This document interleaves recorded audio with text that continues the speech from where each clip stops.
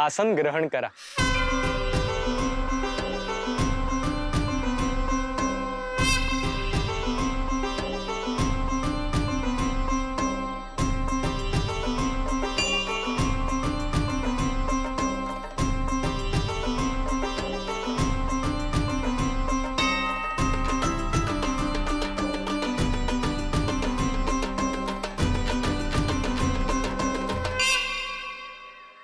गोरक्षा,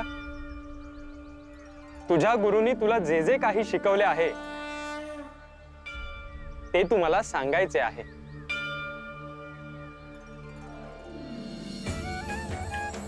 होय, माझ्या गुरूंनी मला शस्त्रविद्या शिकवली आहे आणि शस्त्र मी चालूनही दाखवेन।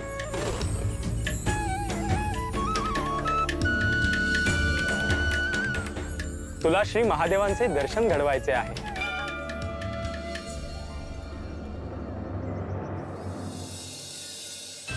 होय, मी त्यांच्याविषयी खूप ऐकले आहे। वाटेत जिथे जिथे शिव मंदिर होते तिथे तिथे मी त्यांचे दर्शन घेतले आहे।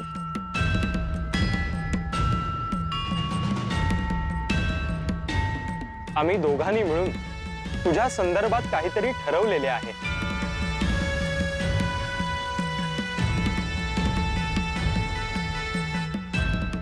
तुम्ही जे ठरवाल सांगाल ते मी करेन,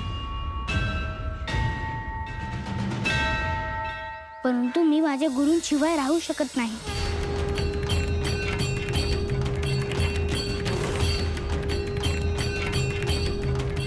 गोरक्ष, श्री दत्त महाराज काय सांगताहेत ते आधी नीट ऐकून घे।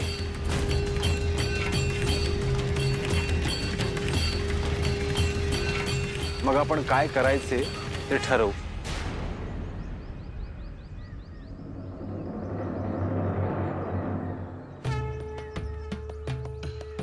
क्षमा असावी गुरुवर, तरी यानंतरचा काळ मी तुमच्या सोबतच राहीन।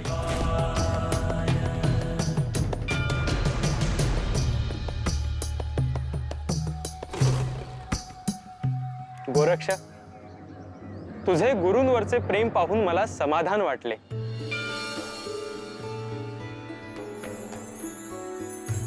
मोठी यात्रा करून आला आहात। स्नान करा, विश्राम करा, फलाहार करा, मग आपण बोलू।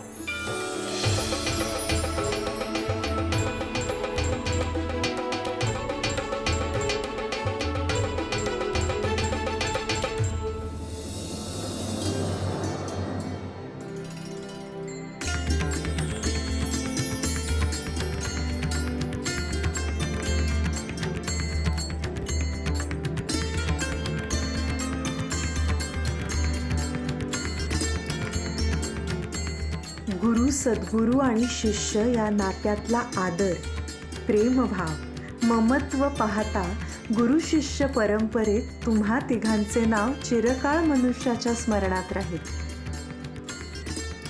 गुरूंना माता, पिता, बंधू, सखा, देव हे का मानलं जातं हे तुमच्याकडे पाहून समजतंय।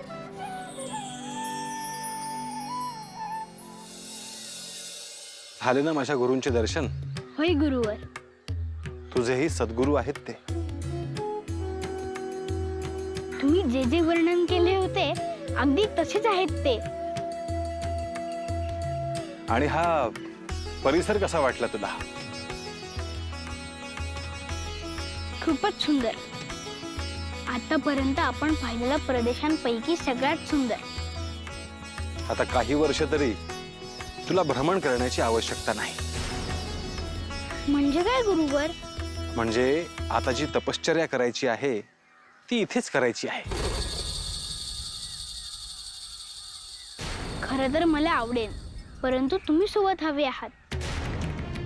ते कसे साध्य होणार?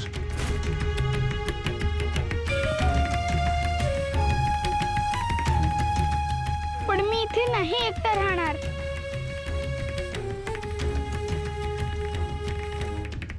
गोरक्ष, आपण ह्या विषयावर नंतर बोलूयात का?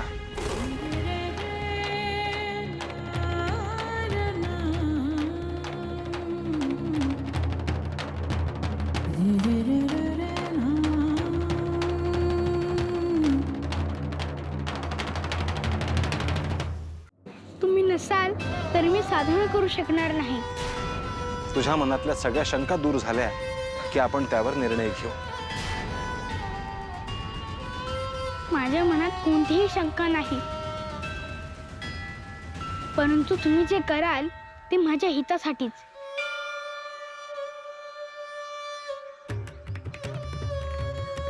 परंतु आजवर मी दुसऱ्या कोणासोबत राहिलेलो नाही.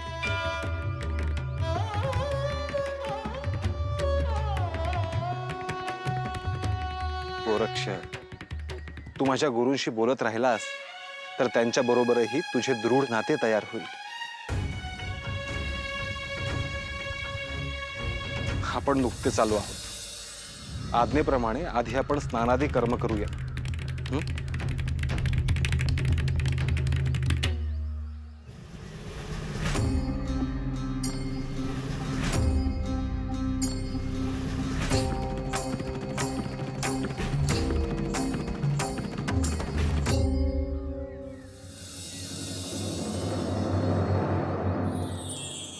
मच्छिंद्र, आल्यापासून गोरक्षाशी बोललो नाही.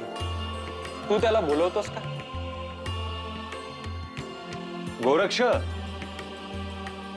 हे गोरक्ष,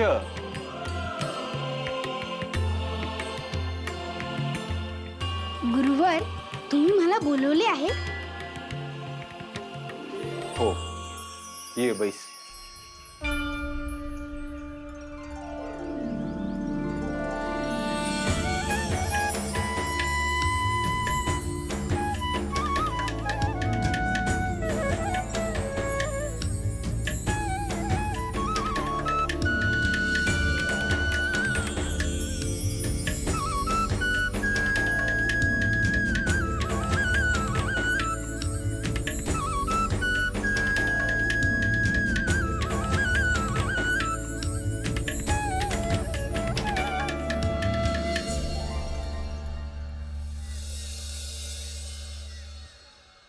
गोरक्ष, तू काय ज्ञान प्राप्त केले आहेस ते मला ऐकायचे आहे.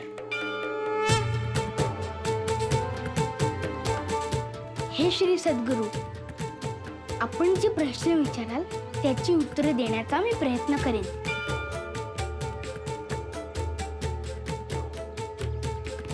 समाजाचा उद्धार कसा आणि केव्हा होऊ शकतो?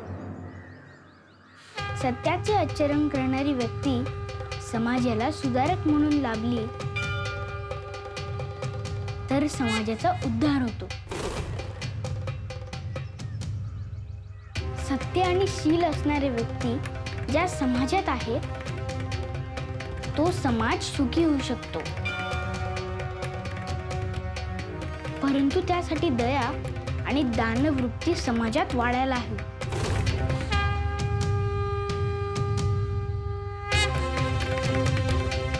साधनेचा तुला प्रिय मार्ग कोणता?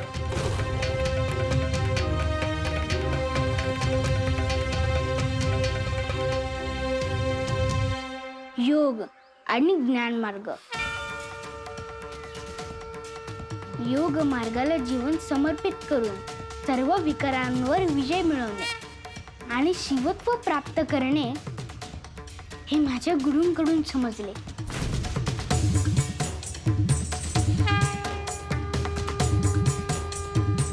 गुरूंकडून ध्यानात राहिलेले तत्व कोणते? गुरूंनी मला असे शिकवले आहे की पवनरूपी घोड्यावर सहजपणे जिन बांधा. त्या घोड्याला लयाची लगाम बांधा. चैतन्याला त्यावर स्वार करा आणि गुरुज्ञान प्राप्त करून घ्या.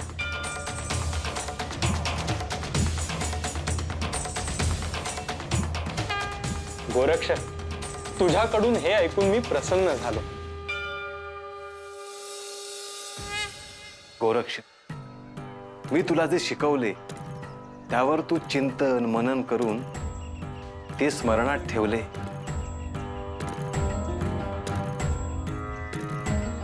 याचा मला आनंद आहे.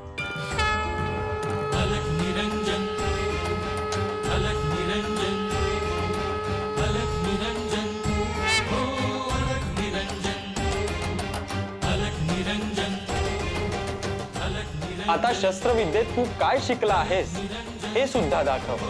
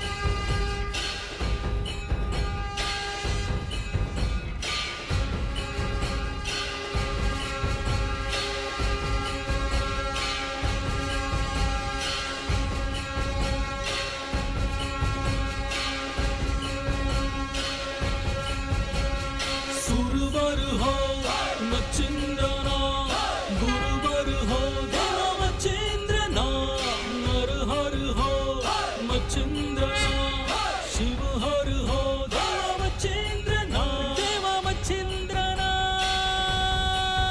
गुरुवर देवा मच्छिंद्रना, गुरुवर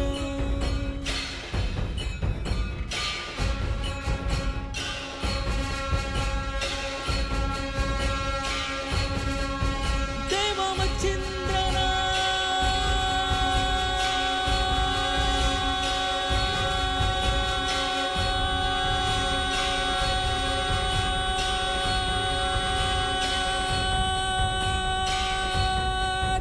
गुरुवरा देवा मच्छिंद्रना, गुरुवरा.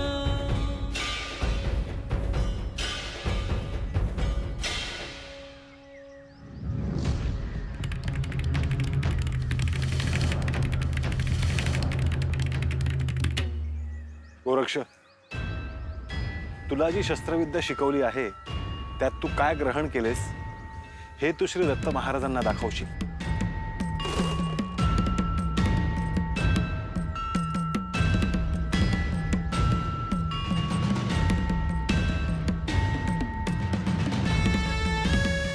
होय गुरुवर, मला असे शिकवले आहे, समोर शत्रू किंवा दुष्ट शक्ती असली तर त्यांना आधी समजून सांगायचे,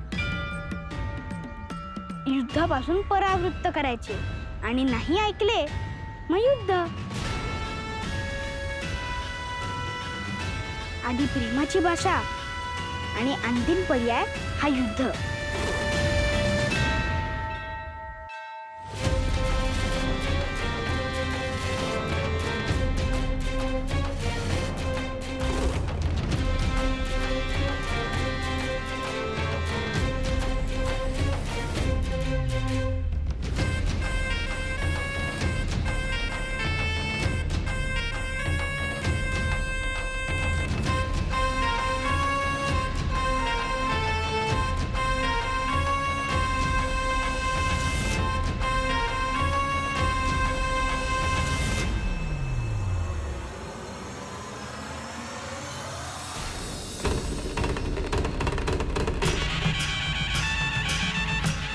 हे अग्नी अस्त्र.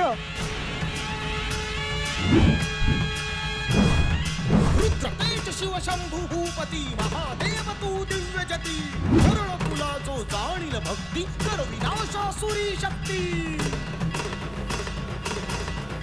परम शिष्य विचल गुरु भक्ती, किमया दार तू धर्मपती, प्रगट दिव्य रूप भस्म विभूती, सिद्धेश्वर शिव गोरख जती.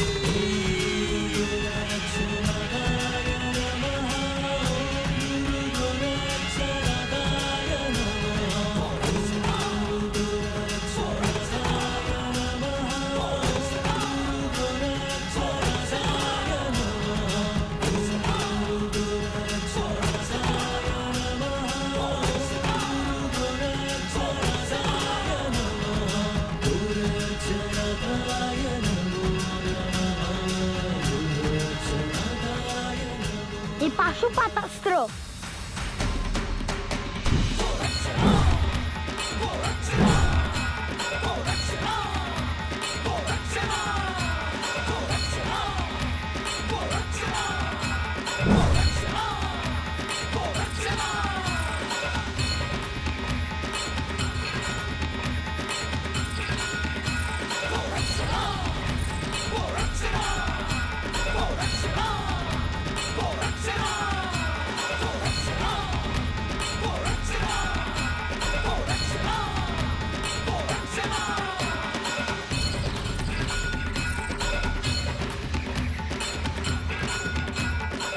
हे नागास्त्र.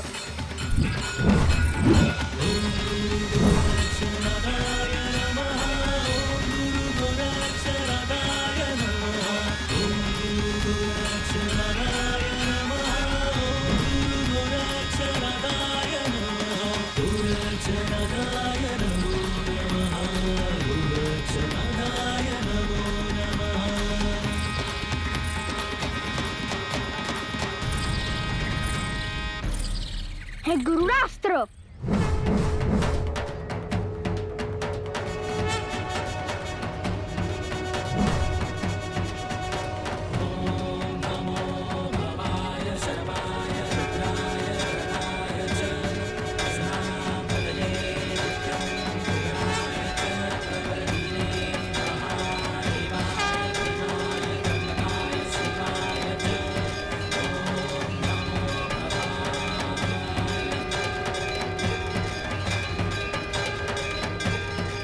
हे मोहिनी अस्त्र.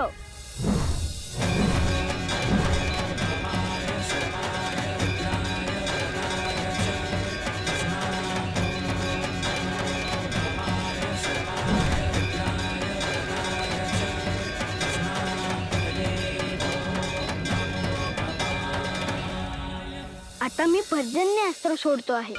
हे अस्त्र सोडल्यावर पाऊस पडेल, चालेल ना?